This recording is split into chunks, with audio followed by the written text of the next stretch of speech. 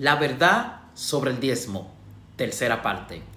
A la iglesia amada de Dios, esparcida en cualquier lugar del mundo, a todos los amados de Dios, llamados a ser santos, mis queridos hermanos, gracia y paz a vosotros de Dios nuestro Padre y del Señor Jesucristo. Reciba como siempre un cordial saludo de este servidor. Este estudio es la tercera y última parte de una serie que hemos venido realizando desde hace 2 semanas, titulado La verdad sobre el diezmo. Yo te invito a que si no has visto las 2 partes anteriores, la vea para que pueda entender esta tercera parte. Y si estás viendo este video y aún no te has suscrito, te invito a hacerlo y a activar la campanita. Recuerda que algo pequeño para ti es algo bien grande para este canal. Todas las semanas, si Dios lo permite, estaremos subiendo un nuevo video. Uno te gustará más, otro te gustará menos, pero no te va a dejar indiferente. Al final del día, Dios es el que da todo entendimiento y crecimiento espiritual. Amén. Algunos de ustedes quizá se ha preguntado o se estarán preguntando, ¿y dónde dice la Biblia que el mandamiento del diezmo ya fue abrogado? La respuesta es extremadamente sencilla. Yo no le quise responder antes porque esa respuesta la quise conservar para respondérsela en esta última parte de este estudio. Y ahora mismo le daré una respuesta. Lean con atención y miren lo que dijo el autor de la carta a los Hebreos. Y ciertamente los que de los hijos de Leví toman el sacerdocio tienen mandamiento de tomar del pueblo los diezmos según la ley, es a saber, de sus hermanos, aunque también hayan salido de los lomos de Abraham. Hebreo capítulo 7, versículo 5. ¿Qué vemos aquí, mis queridos hermanos? Bueno, pues vemos un sistema sacerdotal cuya ley contenía un mandamiento a favor de los sacerdotes, los diezmos de sus hermanos israelitas. Con este pasaje anterior, repito, queda ampliamente demostrado que el diezmo era un mandamiento de la ley antigua a favor de los sacerdotes levitas. Luego entonces el sacerdocio levítico fue sustituido por un sacerdocio superior, el sacerdocio de Melquisedec, lo que provocó que al haber cambio de sistema sacerdotal, obligatoriamente se generó una transición de la ley, según Hebreos 7:12. Los hombres mortales, los levitas, aún hasta el momento en que el autor de la carta a los Hebreos escribió su epístola, ellos estaban en activo y seguían recibiendo diezmo, pues la ley los favorecía con ellos, además de la primicia y la pieza de los animales en expiación. Pero esta ley quedó anulada o abrogada en el momento en que emerge el Mesías como un sacerdote distinto bajo el canon sacerdotal de Melquisedec. Mira lo que dice Hebreo capítulo 7 del 15 al 19. Y queda en evidencia, pues a semejanza de Melquisedec se levanta otro sacerdote distinto, el cual no ha sido nombrado conforme al mandamiento de la ley con respecto a la secuencia genealógica, sino por el poder de una vida imperecedera o indestructible, por lo que puede ser un sacerdote eterno en el orden de Melquisedec. Por tal motivo, el mandamiento anterior con respecto al sistema sacerdotal antiguo queda abrogado por ser inútil e ineficaz, por cuanto la ley no perfeccionó nada, y por otra parte se introduce una esperanza mejor, por la cual nos acercamos a Dios. Amén. El verso 18 responde a tu pregunta de dónde dice la Biblia que el mandamiento del diezmo ya fue abrogado o eliminado. Lee el versículo 18 hasta que lo entienda. Si tiene honestidad en tu corazón, podrá percibir que en este pasaje anterior, el autor de la carta a los Hebreos está declarando que el sistema sacerdotal levítico y todo lo que lo implementaba ha quedado abrogado. ¿A causa de qué? A causa de su debilidad e ineficiencia. Amén. Hebreo capítulo 7 en su versículo 2, 4, 5, 6, 8 y 9 no están promoviendo a que la iglesia practique la donación y distribución de diezmo. En todos esos versículos, el autor de esta carta está argumentando que el sacerdocio de Melquisedec fue superior al sacerdote levítico. Pues Melquisedec recibió diezmo de Abraham e incluso de Leví por medio de Abraham. El versículo 5 indica que los diezmos eran parte de la ley para Israel. Ahora bien, ¿en qué medida el sacerdocio de Melquisedec es superior al sacerdocio levítico? Según argumenta el autor de esta carta a los Hebreos en Hebreo capítulo 7. El autor de esta carta nos hace ver lo siguiente. Primero, la grandeza de Melquisedec en los versículos 4 al 10. Segundo, la imperfección del sacerdocio de Aarón en los versículos 11 al 14.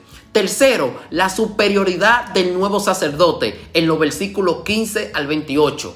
4. Superior en base a su nombramiento en los versículos 15 al 19. Quinto, superior por el juramento divino en los versículos 20 y 22. Sexto, superior en base a su permanencia para siempre en los versículos 23 al 25. Y último, superior por el carácter de Jesús en los versículos 26 al 28. Amén. Solo te voy a pedir que lea todos estos versículos en tu Biblia. Dios le había dado a los israelitas el sacerdocio arónico, la promesa, el pacto, etc. Pero había algo mayor en el trasfondo que estaba por encima y más allá de todo ello. Leví pagó diezmo en Abraham, mostrando con ello la superioridad de Melquisedec sobre Leví, según Hebreo capítulo 7 del 9 al 10. Algunos que por conveniencia se aferran al versículo 8, porque según ellos, en la versión Reina Valera, al parecer el escritor está remarcando la viabilidad del diezmo para los hombres mortales de la iglesia del tiempo presente.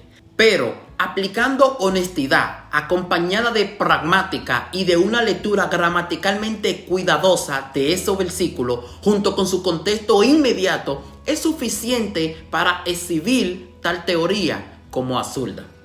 De inicio, el autor de la carta a los Hebreos escribió esta carta antes del año 70, año en el que el templo de Jerusalén y el sacerdocio fueron aniquilados y destruidos para siempre. De modo que cuando el autor de esta carta a los Hebreos escribió su epístola, el sacerdocio arónico o levítico estaban activos aún.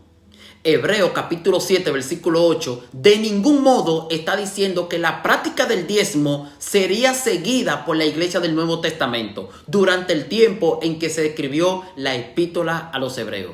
Tampoco Hebreos 7:8 está hablando de una práctica que se supone estaba en efecto permanentemente en toda la era de la iglesia.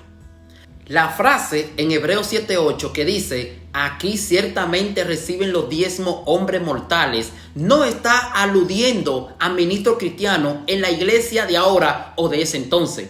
Está hablando acerca de los sacerdotes en el templo de Jerusalén. Según Hebreos 7:8, palabra por palabra, dice así. Y ciertamente aquí reciben diezmo hombres mortales, pero allá de quien se testifica que vive. Esto es, mis queridos hermanos, en contexto con lo que el autor de la carta a los Hebreos declara en el versículo 5. Es evidente que esos hombres mortales de versículo 8 no son otros, sino lo mismo de versículo 5. Los descendientes de Leví que recibían el sacerdocio, a los cuales la ley le otorgaba el mandamiento de recibir el diezmo del pueblo, de sus propios hermanos judíos. Lee el versículo 5 hasta que lo entienda. Amén. Como podemos apreciar, el contexto general de todo el capítulo 7 de Hebreo nada tiene que ver con un reconocimiento perpetuo del diezmo, sino con la supremacía del sacerdocio y liderazgo del Mesías por encima de Abraham y por encima de la ley del Antiguo Testamento. Amén. Según la Biblia, los judíos tenían a Abraham en alta estima.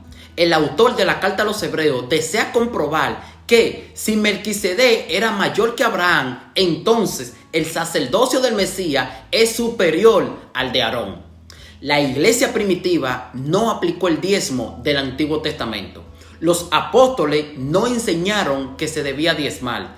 No existe evidencia escritural de que el diezmo fuera una práctica de la iglesia primitiva o de los apóstoles, como lo afirma la Nueva Enciclopedia Católica, que dice: la iglesia primitiva no tuvo sistema de diezmo, no había ninguna necesidad de mantenerlo, ni que existiera o fuese reconocido en la iglesia, sino que los otros medios parecieron bastar. Amén.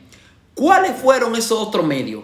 Los otros medios a los que se refiere la enciclopedia fueron precisamente las contribuciones de la Grey, otorgadas voluntariamente y sin porcentaje al ministerio de Cristo. Lee estos versículos que te presento en pantalla. Amén. En todo el libro de Hechos, que registra la historia de los primeros 30 años de la iglesia, no aparece para nada la palabra diezmo.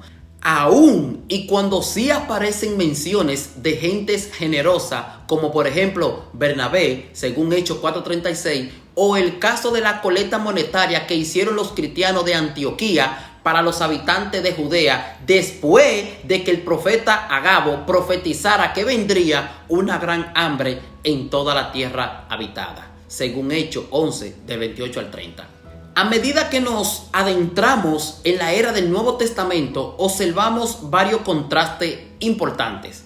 La epístola nunca pide un diezmo, el ministerio de la iglesia sí lo pide. Miento. Al mismo tiempo que para apoyar a los hermanos que se nombran como ministros de tiempo completo. En el Nuevo Testamento ninguna carta apoya este sistema ni sugiere que esto se haga a través de un diezmo local. Juzguen ustedes si están haciendo las cosas como Dios manda. El Nuevo Testamento enfatiza una profunda preocupación por los pobres y necesitados, sobre todo dentro de la familia de la fe.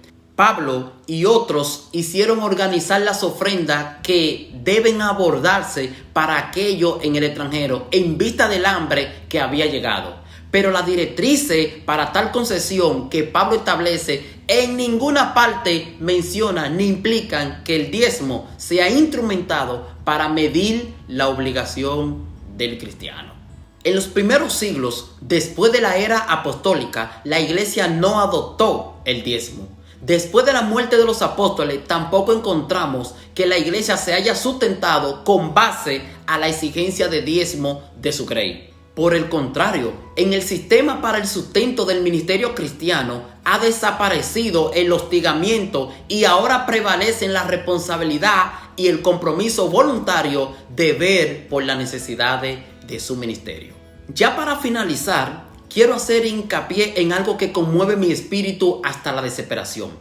Hay suficiente información bíblica sobre lo que realmente es el derecho del que anuncia el evangelio.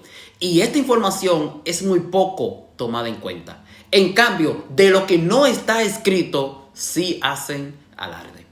El apóstol Pablo pidió ser imitado. El apóstol Pablo no pidió diezmo jamás, ni enseñó a la iglesia a diezmar, ni pidió a obispos y diáconos que vivieran de diezmo. Lo enseñó a no pretender ganancia deshonesta, pero sobre todo le pidió que lo imitaran a él y a todo aquello que ya estaban siguiendo su ejemplo.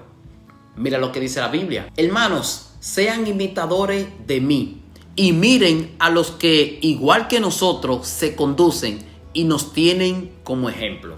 Filipenses 3:17. ¿Y en qué aspecto pedía Pablo ser imitado?